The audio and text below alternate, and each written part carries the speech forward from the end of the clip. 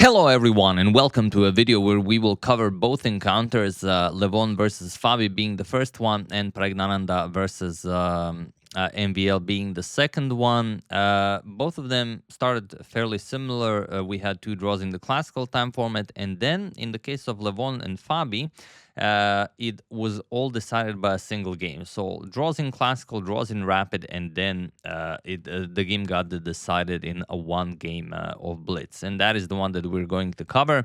Levon had white and Fabi had black, and this is the game. So let's check it out, and then we're going to cover Prague versus MVL. So Levon with white opened with pawn to c4. We have the English opening, knight to f6, we have knight c3, pawn to g6, and pawn to e4. Okay, we have pawn to d6, pawn to d4, we have bishop to g7, and knight g to e2. We have castles kingside and knight to g3, we have pawn to a5 and bishop to e2. So all been played before, nothing new here. Pawn to e5 and pawn to d5. We have knight to a6 and pawn to h4. Again, nothing new being played here, as you can see. It's a blitz game, so played pretty much instantly.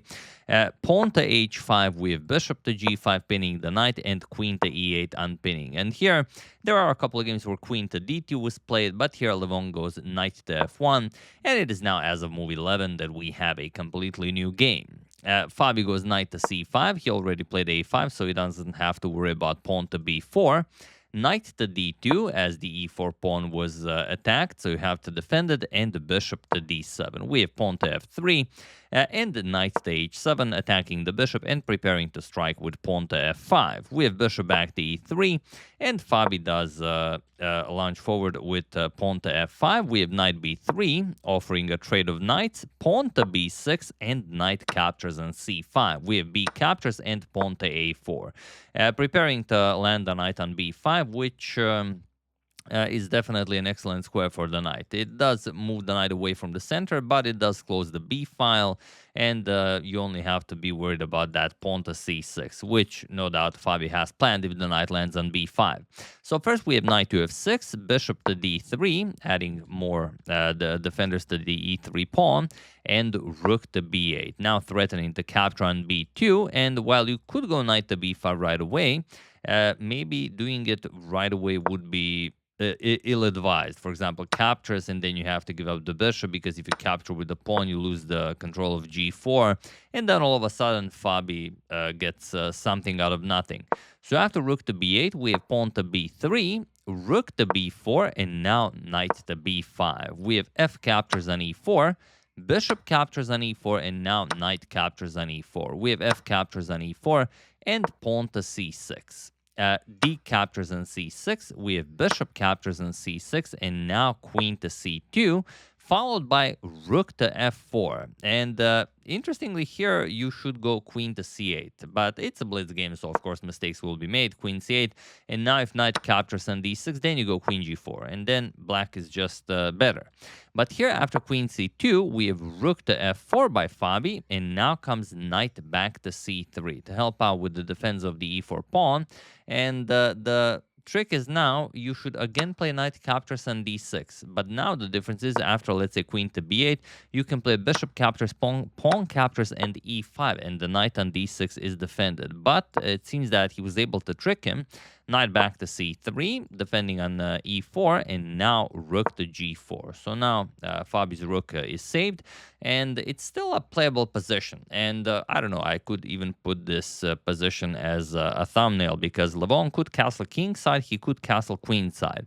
And the tricky part is, if you castle kingside, you have to give up the h4 pawn. But that's exactly what you should do. Castles kingside, captures on h4, and black not really threatening all that much. It's actually a fine position for white. You have the firm grip on d5. The light square bishop isn't really doing all that much. The dark square bishop not doing all that much. So it is very much playable. But after rook g4, Levon thought, well, why give up the h4 pawn? I'm just going to castle queenside, and now I'm going for the kingside attack. Also, I'm putting some nice pressure on that d6 pawn. But there is one thing that he missed. So what did he miss here? Feel free to pause the video and try to find the winning move for Fabi while I give you a couple of seconds.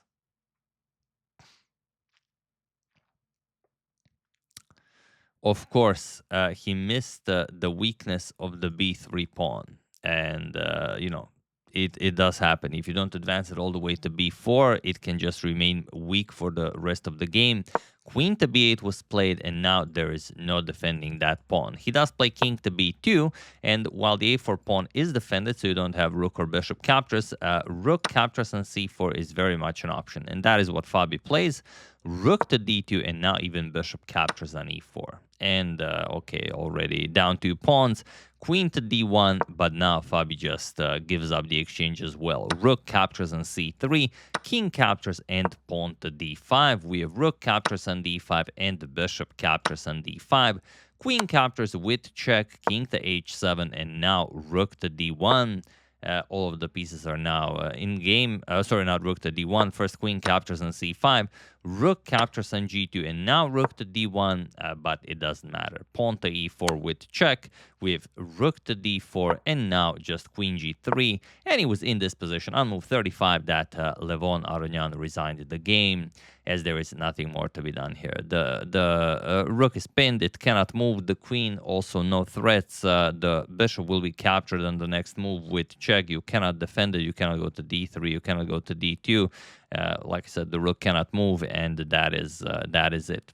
So, 2 classical games were fought well. Not much happening there. The rapid games also, fairly equal draws, but it all took one blitz game to take down Levon Aronian, and that's it. The final score. We're going to check out the final scores, but yeah, only this one blitz game was decisive, and that was enough for Fabi to win the match. So it's going to be Fabiano Caruana in the finals versus the winner of the match, Praggnanandhaa versus Maxim Vachier-Lagrave. So let's see what happens in one of the games that MVL played against Prague. So this is the game, and much like in the match Fabi versus Levon, the 2 classical games ended in a draw, but already we had action in the rapid section because MVL won the rapid game, and then Praggnanandhaa retaliated after a couple of games, and the game again, or rather the match, gets decided in the blitz section. So let's check it out. This is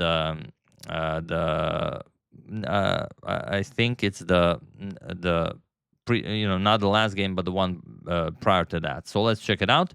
MVL opens with pawn to e4 because all of the final blitz games were decisive. We have e4, pawn to c5. Prague goes for the Sicilian defense. Knight f3, we have knight to c6, and now bishop to b5. The Nyezhmetdinov-Rossolimo attack. e6, we have castles, knight g to e7, and rook to e1. We have knight to d4, going after the bishop on b5. Knight captures on d4, c captures, and pawn to c3. We have pawn to a6 attacking the bishop, and the bishop back all the way to f1. Again, all theory. Knight to c6, and while a4, or rather b4, is a pretty standard move here, we have pawn to a4, which is incredibly rare and was never played in Grandmaster practice. We have bishop to c5, pawn to b4, we have bishop to a7, and pawn to b5, knight to e5, and now there are a couple of games where pawn to a5 was played. Here we have c captures on d4, and it is now, as of move 12, that we have a completely new game. Okay, Prague captures on d4, we have rook to a3, and queen to f6. We have rook a to e3. It looks, like you're just getting destroyed here. And the problem is rook e3 is a brilliant move by MVL. It's probably the only move that saves the game, because if you play something like queen e2, it's a very simple matter of, let's say, captures. So you're going to capture the rook. Let's say knight captures and knight d3, and you resign. There's no defending on f2. And of course, if queen captures, then a simple queen captures on f2 check, king h1, and this is checkmate. So MVL has to be really careful here, and he offers a rook, as MVL often does, and maybe even always. But Prague doesn't capture it. There's no reason to do it. The bishop is just a magnificent piece here. He just plays a captures on b5. We have bishop captures on b5 and castles kingside. Bishop a3 attacking the rook, and rook to d8, followed by knight to c3. Here, bishop to d6 is definitely a move to consider, stopping black from developing at all. But okay, knight c3, it is a blitz game, and MVL already down to 1 minute on the clock, and Prague goes for pawn to b6. Here, as MVL allowed it, pawn to d6 was definitely the way to go. We have queen to e2, Bishop captures on e3, now accepting the sacrifice. F captures, and now bishop to b7, activating the light square bishop. Rook to f1, we have queen g5, and now bishop to d6. MVL finally does play it. Bishop to c6 and pawn to h4, trying to get the queen to a less favorable square. And indeed, if queen captures, you just pick up the knight and black can resign. So, of course, you cannot do that. Queen to g3, only square available to the black queen, and now pawn to d4. We have knight f3 check. Queen captures on f3, queen captures on d6, and queen captures on f7 with check. We have king h8 and pawn to e5. And it looks scary, but Pragg is actually completely winning here. But he, well, he's low on time, but MVL is much lower on time. We have queen back to a3, attacking the knight, and the bishop captures on c6. We have d captures, knight to d1, and here Pragg is completely winning. And well, I'm pretty sure if I asked you what would you play here with black, you would give me an answer instantly, and it would be the best possible move. Of course, you are looking at that f8 square, and after rook f8, that's all there is. Rook f8, you move the queen. Wherever the queen moves doesn't really matter. You can trade here. You give a nice check. You force the king to defend the knight, and once the king moves, you go rook f8, and that's it. There is no defense against rook f1. White resigns here. So that's what Pragg should have done here.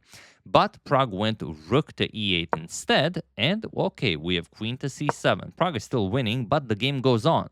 We have queen captures on a4, queen captures on b6, and queen to c2, queen to b2, and now rook to a2. Forcing a queen trade, we have captures, and now knight to f2. And all of a sudden, you have this endgame where, yes, Pragg is up an exchange, but MVL is up a pawn. And as I always say, you know, knights are tricky bastards. If this pawn or this pawn comes off the board, could be very tricky. We have rook to e2, going after the e3 pawn, rook to c1, going after the c6 pawn. And the best for Pragg would be just a trade. You capture on e3, and you still push for the win. But he played rook to c8. He wanted to keep everything intact, and now it's just an equal position.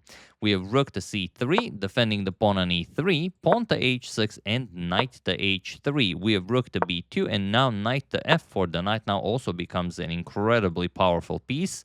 Obviously not that. We have king to g8, knight captures on e6, king to f7, and knight back to f4. We have king to e7, pawn to h5, keeping that g pawn in check, rook b7, and king to f2. MVL starts bringing the king into the game, and there's a very simple and clear way on how to do that, as the pawns will protect you from both rooks. We have rook b to c7, king to f3, we have king to d7, and king to e4. Pawn to c5 and pawn to d5. With all of these central control for the white pawns, we have rook to b7 and king to f5. We have pawn to c4, pawn to e6 with check, king to d6, and pawn to e4, preparing pawn to e5, and there's nothing you can do about that. We have rook to b3, hoping for a rook trade, e5 with check. We have king to c5, rook to c1, and now rook to f8 with check, king back to e4, and pawn to c3. Pragg continues advancing his passed pawn, but knight d3 check, king to c4, and pawn to e7. We have rook all the way to a8, pawn to d6, rook to b7, and now pawn to e6. We have rook to b6, going, well, if the pawn moves, you can capture on e6, but it doesn't matter. We have knight to e5 with check, king to c5, but also it was in this position on move 55 that Praggnanandhaa lost on time, well, there is really nothing more to be done here. Once d7 is played, that's it. The pawns start queening, and it doesn't really matter what you do as black. The pawns will simply queen, and the game is over. Also the match got decided in the blitz section, and this is basically how it went. Sorry about that. You can see that Fabi versus Levon, 15-13. So it was decided with that one blitz game, but MVL defeated Pragg by a larger margin, 17-11.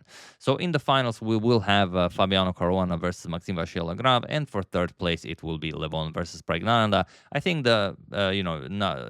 aside from the honor of winning the entire Grand Chess Tour, you also get the first prize of, I think it's $150,000. So, I mean, that is pretty incredible.